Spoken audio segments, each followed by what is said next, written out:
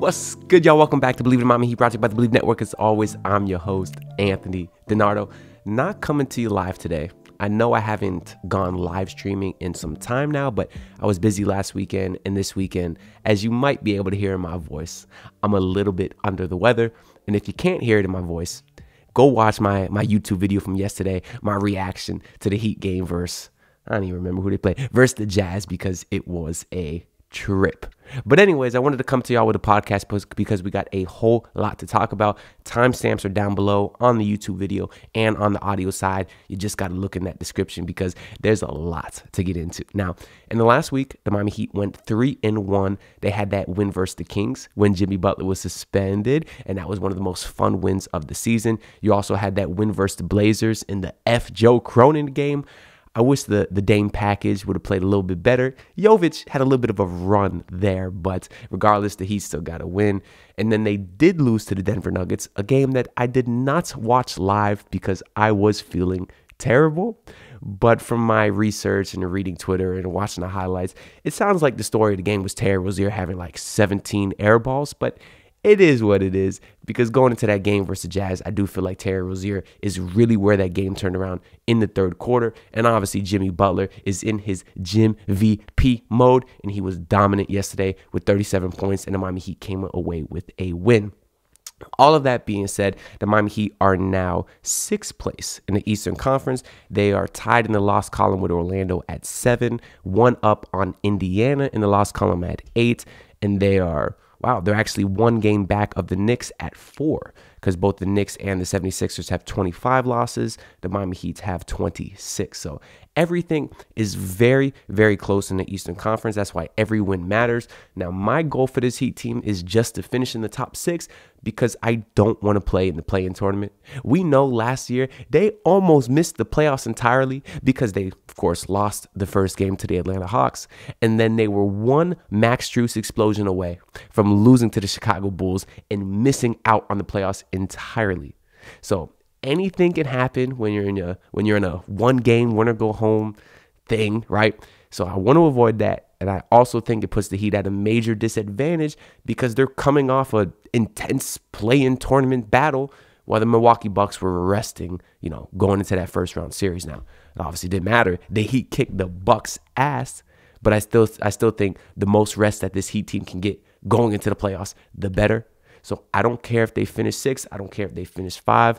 Obviously, top 4 is ideal. You get to play at home in the first round. But if not, I don't care. We know this Heat team can win games on the road. I think they just won like their last 6 road games prior to the Denver game, right? So we know they can win on the road. I don't care if they have to do that. Truthfully, I think this Heat team likes starting playoff series in the road because like we saw last year, we know they can steal one of 2, if not both, like they did versus Celtics. And now you got all that momentum coming home. And if you protect home court, you are in a great, great situation there.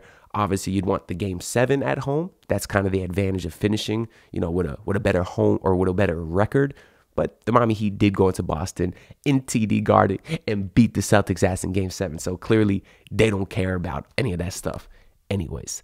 But I do want to finish top 6 to avoid the play-in tournament. Obviously, now, I don't like the scoreboard watch. That's something that I found a little bit annoying watching these broadcasts. You have Eric Reed saying, oh, the Magic lost today. Oh, the Pacers lost today. Oh, look at the 76ers. They came away with an L.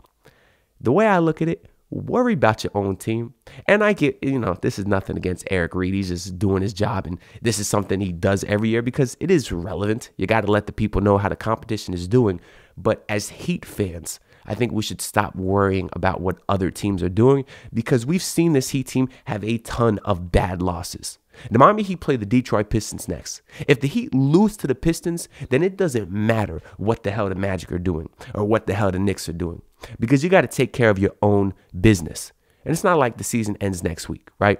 You still got a month and a half, couple months left in the season. You got to take care of your own business, and it's irrelevant at this point what anybody else does.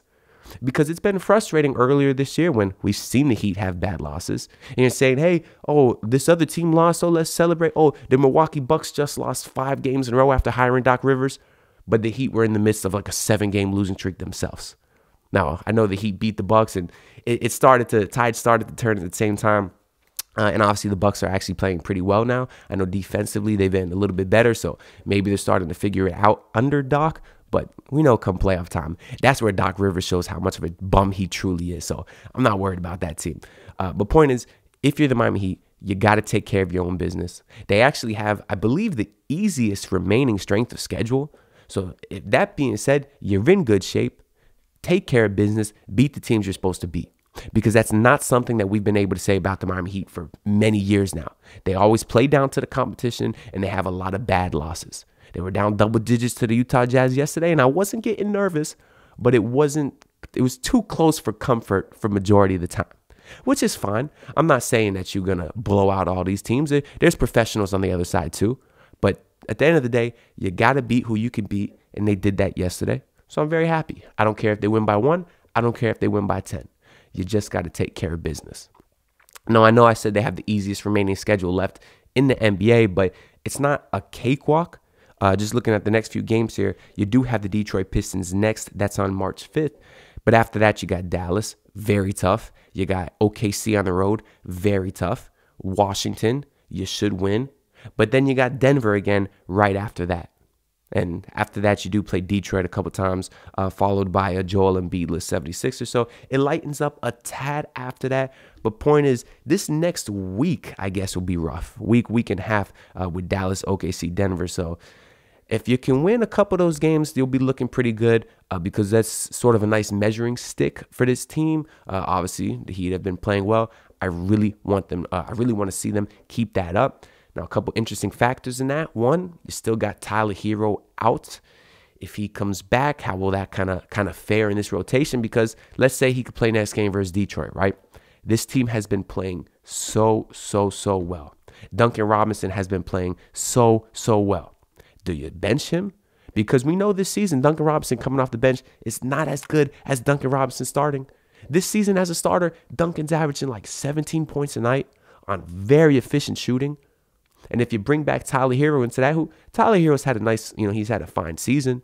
But if you look at this team's record, when he has started next to Terry Rozier, it's not great. Now, if you've been watching this channel for a while, been listening to this podcast, I like Tyler Herro. I think he's a very good player, 3-level scorer. There's not many of those in this league. But I think on this specific team, he is better coming off the bench. I don't think his fit in the starting lineup is great. I don't think he's a great facilitator. I think he's a little too inefficient for my liking. And I think he takes shots away from Bam Adebayo and Jimmy Butler, which is not something that I like to see. And it's not rocket science to see that Terry Rozier and Tyler Herro have a very similar play style. So I suppose you could bench Terry and start Tyler. Either way, I think one of those guys needs to come off the bench, run that second unit. Now, I don't think Spoelstra will do it. He may bench Terry. He certainly won't bench Tyler because he started for so long. If you go back to that, I don't know how well Tyler would take that. He may look at it as a sign of disrespect. I don't know. But either way, we know Spo's not going to bench Tyler. But I personally would start Terry instead because I do think he's a bit of a better facilitator. Now, we've seen Tyler have games with double-digit assists and have some very nice plays, but Terry Rozier has been a better playmaker in his career. Obviously, he's a bit older, and I'm not even saying he's a better player. I just think he's a better facilitator. Now, he's not having a great season shooting the ball efficiency-wise either, especially since joining the Miami Heat. But his last 2 games have been better, so maybe he's finally starting to get used to things, and we'll kind of see that efficiency go back up to normal, in the high 30s from 3, lowish 40s from the field goal range, which isn't great, but it's not as awful as he's been. And even as a pick and roll passer, there's no doubt about it. Terry Rozier is way better. He was actually like the 6th leading attempts in pick and roll passing this season, or pick and lob passing, and I love that next to Bam Adebayo. We haven't seen a ton of those two connect, but I still think that he's a very nice facilitator. Even if it's not like the pick and lob, the little pocket pass he does to Bam in the middle, right in his sweet spot at that mid-range, I just really like that connection. And on top of that, that means that you're starting Duncan Robinson at the 2, and we know his connection with Jimmy and his connection with Bam is undeniably special.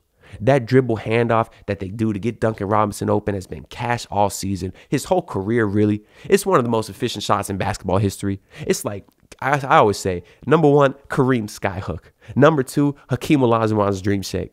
And number three is Duncan Robinson, Bam Adebayo, dribble handoff. It's a thing of beauty. And now this season, you got Duncan Robinson like faking the shot and then doing the little dump off pass to Bam, rolling to the basket. It's been amazing. And obviously Duncan Robinson has been way improved just for shooting the ball from the 2-point range, layups, floaters, the whole shebang, right? And I just think that starting lineup with your backcourt of Terry and Duncan Robinson is most optimal for this team.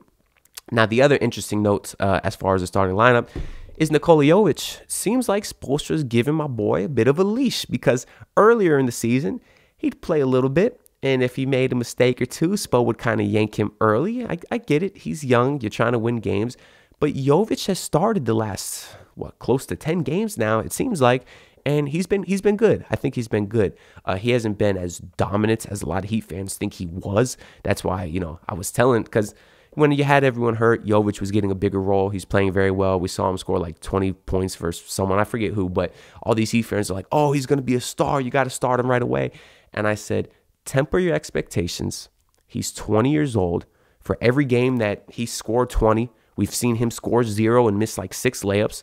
Now, he will be a very great player one day, but obviously as a young guy, he's going to go through these trials and tribulations. So I just said temper your expectations. He is what he is at this point. He's a very nice shooter and a great facilitator, a guy that could push pace, especially as a 6'10 guy.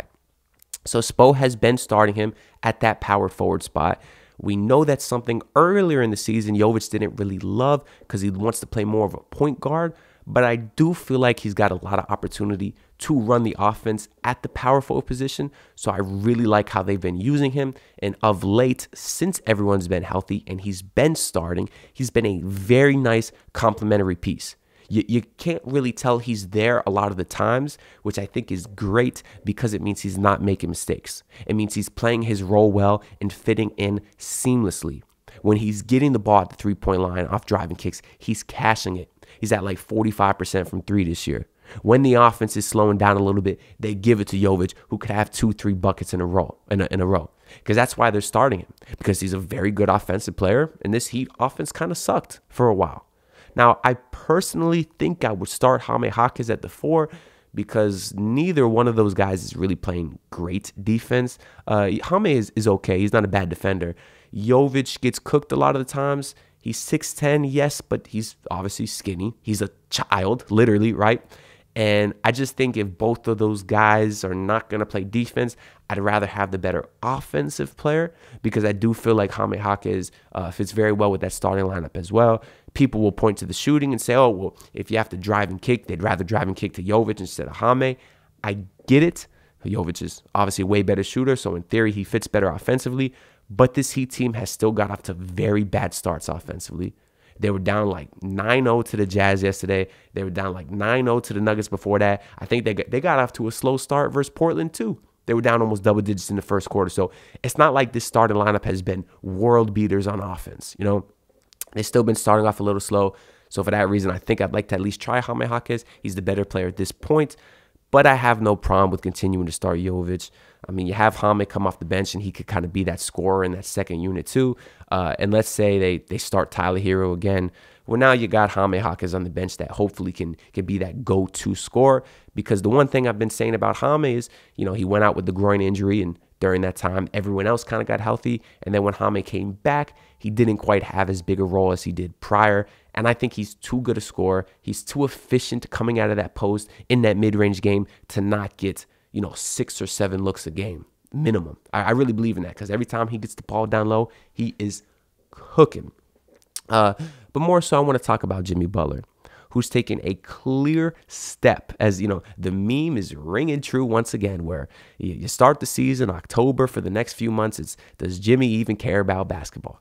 And then you start to get to February and March, and that's when you get the hashtag JimVP going all the way into April and May, where it says it's Jimmy Butler, Michael Jordan 2.0, because we know how he turns his game up as the games start to matter most, and it has been as evident as ever. He's excited in the games. He's screaming and one. Had like 6 and ones yesterday versus the Jazz. He was getting into it.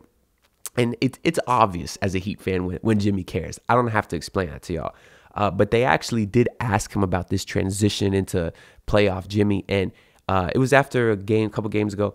And he basically admitted it. In the past, Jimmy has said there's no such thing as playoff Jimmy. Now, that was in the midst of the playoffs. He doesn't want to focus on that. But right now, they kind of asked him about his difference in aggression. And he said that, obviously it's a long season. You have to pick and choose to conserve your body, especially at his age. And I think it makes sense. I mean, a lot of Heat fans didn't like he's getting paid all this money to coast earlier in the season, but he is 34 years old.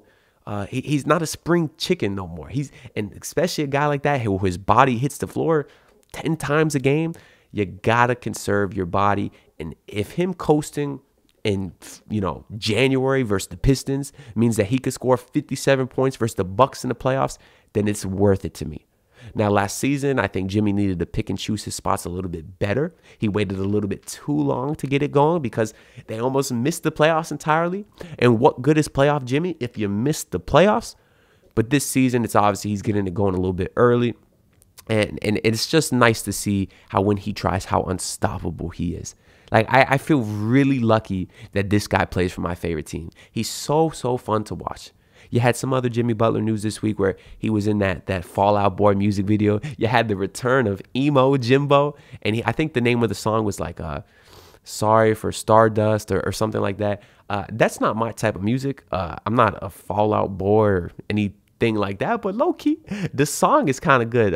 So make sure y'all go check that out. Fall Out Boy, Sorry for Gazing at Stardust, something like that. Just look up Fall Out Boy, it'll come up. But Jimmy Butler was essentially just dressed up as Emo Jimbo in some whimsical purple outfit, and he was dancing the whole video, and it was really, really funny. Like, it's like you watch this guy dressed like that, dancing like that, and you're like, this is the guy that's cooking your favorite team in the playoffs.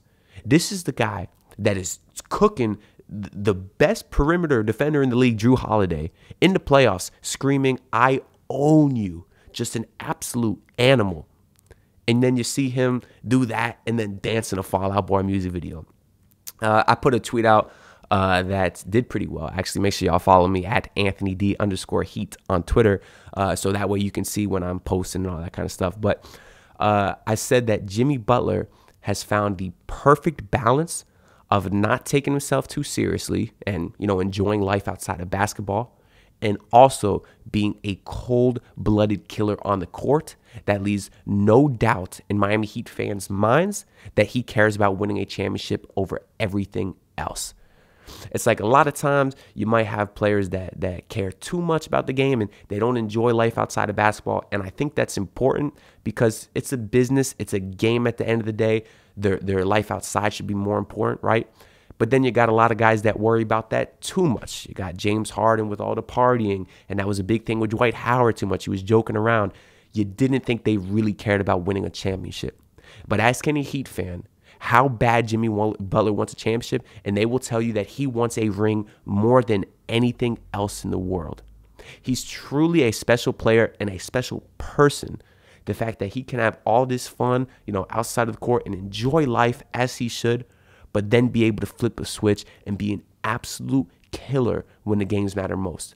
And that's something that I truly admire about Jimmy Butler. That do not take that for granted. He's a very special player, a very special person. And I really hope I have the chance to meet him one day and just thank him for being such a great inspiration and role model. Because he truly is. He's a one-of-a-kind player. And I just don't want that to be taken for granted. That's pretty much all the direct Miami Heat news that we saw this week. There was one story about, I think Chris Paul was on a podcast with Dwayne Wade, and essentially the report came out that Chris Paul was ready to join the Miami Heat. He was on top, and this was Big Three Miami, so it would have been CP3, Wade, and LeBron. But then apparently somebody asked who would wear number 3, and Wade said, I'm going to wear number 3. And CP3 said, oh, no, I'm going to wear number 3. And I guess it just fell apart because of that, because neither one of them wanted to concede the number 3. A bit ironic because most people call Chris Paul CP 0 rings anyways.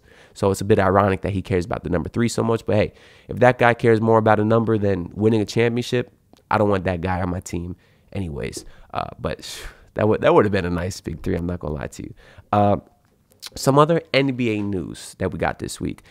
There's talks, and Adam Silver is starting to whisper about maybe changing the rules to advantage the defense because he thinks that scoring has maybe got a little bit too out of hand.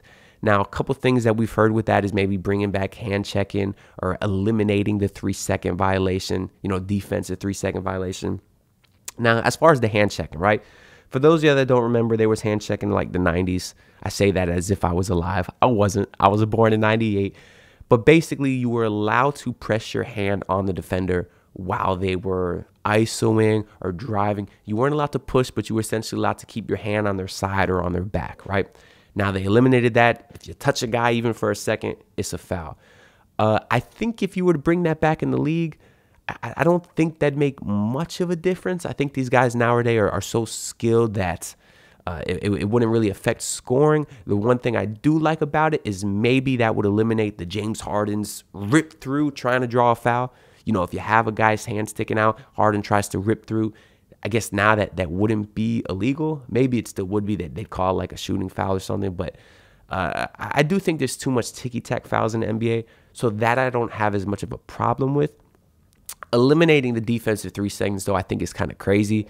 Just imagine a guy like Rudy Gobert. Rudy Gobert does it anyways. He gets away with whatever he wants. But imagine him now legally being able to stand in the paint. Victor Wembanyama being able to stand in the paint the entire time, not having to take a step out. I think it'd be very hard for defenses to score in the paint, almost impossible. Now, I get they can't stay in there all game because in today's game, especially with all these stretch 4s and stretch 5s, the other team's big man's going to have to go out to guard them, and you could kind of play around like that. But I do think eliminating that is maybe too much. I've heard other, reports of maybe they changed it from 3 to 4 seconds or 4 to 5 seconds. And truthfully, I don't think that makes that big a difference because they don't really enforce this rule to begin with anyways. So I'm curious to see if that would change anything. Now, as far as the scoring, we've talked about this earlier because there's been games that have been like 145 to 146, and it's like, whoa, scoring's getting out of hand. Defenses don't try no more. It's not as physical. The physicality part's true. Obviously, it's not as physical as what you saw in the 90s and 80s and stuff. But to me, I think the main reason that you're having this scoring outburst is just offenses are better. Look at the stuff that guys like Luka Doncic is doing. Even what James Harden is doing, and Kyrie Irving, and Kevin Durant, and Steph Curry, and LeBron James, who just hit 40,000 points last night. Crazy. Look what those guys are doing. How can you guard that? I mean, when Luka's hitting stuff with 3 people just drenched over him, hand in his jersey, and he's still cashing it from 35 feet, what do you want defenses to do? I think it's good for the NBA because obviously, the more scoring, the more exciting it is in theory, I guess. But also it's good because look how talented these guys are playing. Now, I don't think it'll ever get to the point where teams are scoring 200 a game. I don't know if we'll ever see that at all. I don't know if I'd bet on it. I feel like one day you might see a team score 200. I don't know for certain. But I personally don't have a problem with the scoring in the NBA right now. Maybe it's because I watched the Miami Heat and they barely crack 100 some nights. So everything looks normal to me. But overall, I don't think they need to do anything drastic to fix the issue because I'm not sure it's that big an issue to begin with. That's pretty much all I got as far as the Miami Heat now, or the NBA, I guess I should say officially. A couple of things I do want to shout out, though. Shout out to Inter Miami, Messi and those boys, man. I'm not a big soccer guy, but last year I watched almost every Inter Miami game trying to learn the sport because obviously they got Messi. It's a big deal. And this season, they are 2-0-1. They do have one tie. But that's good, man, because they pretty much sucked last season, got Messi, went on a run, but ended up missing the postseason. And I'd really like to see them make it this time. They did win Leagues Cup last year, so they had some success. And it's really fun. So if y'all are not tuned in, go find a way to watch the games. It's only on Apple TV now, so maybe you have it, maybe you don't. But it is really fun. And that's coming from a guy who's not a soccer guy whatsoever. Of course, they got Luis Suarez, a big name from Europe, and he almost had a hat trick yesterday. One of them was called back, but he had 2 goals yesterday. I think the Inter Miami ended up winning 5-0. You had Messi with a couple goals. Robert Taylor scored. It's really, really fun, and they're playing well. They're playing well, and shout out to Messi, man, the GOAT, baby. In other news, the Miami Dolphins have an interesting offseason ahead of them. And I just wanted to talk real quick about Christian Wilkins, because there was a lot of news that came out about him this morning about whether the Dolphins would franchise tag him or not. Now, I personally don't know why they wouldn't franchise tag him. I think he's a very good player, and if you can get him for that price, whatever that price may be, why not keep him? But they want to let him go into unrestricted free agency, and he's a guy that might have a lot of offers, and I don't know if I would match, right? Because I love Christian Wilkins, right? He's a great player. But is he a difference maker? I'm not so sure about that. Is he way better than Zach Sealer? I'm not so sure about that. So I don't think I'd pay him accordingly, Now, ideally, the Miami Heat would have never traded for Bradley Chubb. They would have never paid Bradley Chubb. And they could have used a lot of that money to pay guys like Van Ginkel and Wilkins, but they're dumb, and they did do it. Bradley Chubb is terrible. Now, I hope, let me not say terrible. This might be a lot of people's first time hearing me talk about the Dolphins. He had a fine season, but I'm a pretty big Bradley Chubb. I don't want to say hater, but he's been so disappointing in his Dolphin tenure. He really has. Now, I know his sack numbers were fine this year, but too many mistakes, too many times not showing up, too many times being the last guy to jump on a pile and then celebrating like he did something. He's just a frustrating watch to me, right? And I don't think he's better than Van Ginkel, and I don't think he's better than Christian Wilkins and the rest of the defensive line, but I digress. The Dolphins already lost Xavier Howard. They said they may bring him back, actually, but I don't think they will. I wasn't too mad at that. Obviously, I love Xavier Howard, one of my favorite Dolphins ever, but at this stage of his career, Xavier Howard was well past his prime, wasn't great last year, wasn't great the year before. Now, I wish as a Dolphins fan that they had his replacement on the roster. Obviously, you're going to have Jalen Ramsey, but as far as your second cornerback, Cam Smith, you just drafted him very high 2 years ago. He could barely see the field last year. Now, they were saying that was a Vic Fangio problem. It's pretty clear since Fangio's departure. A lot of the team did not like Vic Fangio, but I'm pretty sure if Cam Smith was good, he would have been out there, because we saw Eli Apple get plenty of snaps last year, and we know that he sucks. So whatever. You lost Xavier Howard. I wish him well. I do think it was time to move on from him. But if you're the Miami Dolphins, I would like you to retain Christian Wilkins at the right price. I thought that would have been with a franchise tag. So if you don't tag him, I don't know what you'll do, but I'd hate to see you lose him for nothing. But that's all I really got to say for this podcast. I don't want to get into the Dolphins too much because this is a Heat podcast and my voice is giving out. And I've been on the verge of a cough attack for like 25 minutes now. So anyways, if you're on the audio side, make sure to leave 5 stars. And if you're on the YouTube channel, make sure to like and subscribe because it does help me out a lot. And I'll see y'all next time. Peace out. Look, pull up in your city trying to get that dead face. Do it on my own, I don't need no dead weight. Had to kill him off, yeah, I need a head space. You know this homegrown bitch don't offend me.